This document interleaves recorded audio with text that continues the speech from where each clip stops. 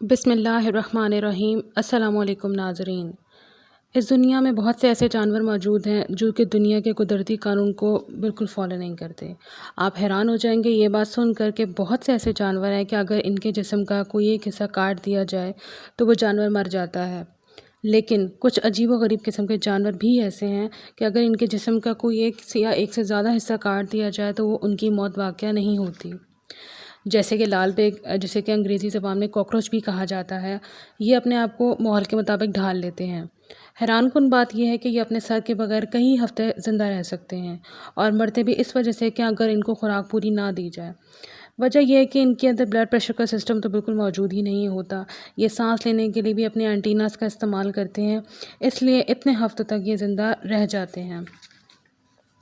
اسی طرح کچھوا، جس کی عمر تقریباً 80 سے 200 سال تک کی ہوگی، لیکن اگر اس کے دل کو اس سے الگ کر دیا جائے تو یہ اگلے 5 دن تک زندہ رہ سکتا ہے۔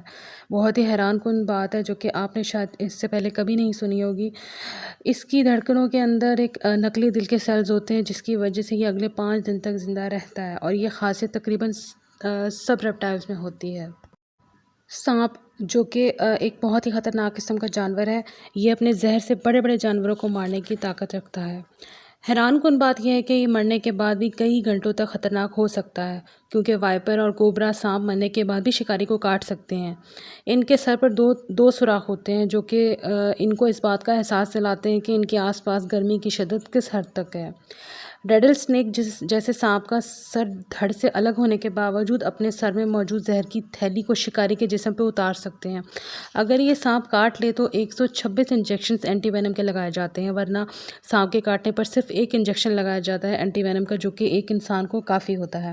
اس لیے اگر آپ کسی سانپ کو ماریں تو کئی گھنٹوں تک اس سے دور رہیں۔ سیلمینڈر ایک جانور ہے، اس کے بارے میں شاید ہی آپ نے کبھی سنا ہوگا۔ اس کے جسم کا حصہ اگر کٹ کر الگ بھی ہو جائے تو وہ اسے ریپروڈیوس کر سکتا ہے نا؟ بہت ہی حیرانی کی بات، پہلے کی طرح کر سکتا ہے، جیسے کہ پہلے سے اس کے جو جسم کے اعضاء ہوتے ہیں وہ کمپلیٹ ہو جائے، اسی طرح اگر اس کے جسم کا کوئی ایک حصہ بھی کٹ جائے تو وہ اسے ریپروڈیوس کر لیتا ہے۔ یہ صرف اپنی دم ہی نہیں بلکہ اوپر اور نیچے کے جبڑے اور دل کو بھی دوبارہ سے گرو کرنے کی صلاحیت رکھتا ہے۔ امید ہے کہ آپ کو ہماری یہ ویڈیو پسند آئی ہوگی۔ ملتے ہیں بہت ہی جلد تحقیقی اور معلوماتی ویڈیو کے ساتھ۔ دیکھتے رہیے ریئلٹی فیکٹس۔ اللہ تعالیٰ آپ کو حامی و ناصر ہے۔ اللہ حافظ۔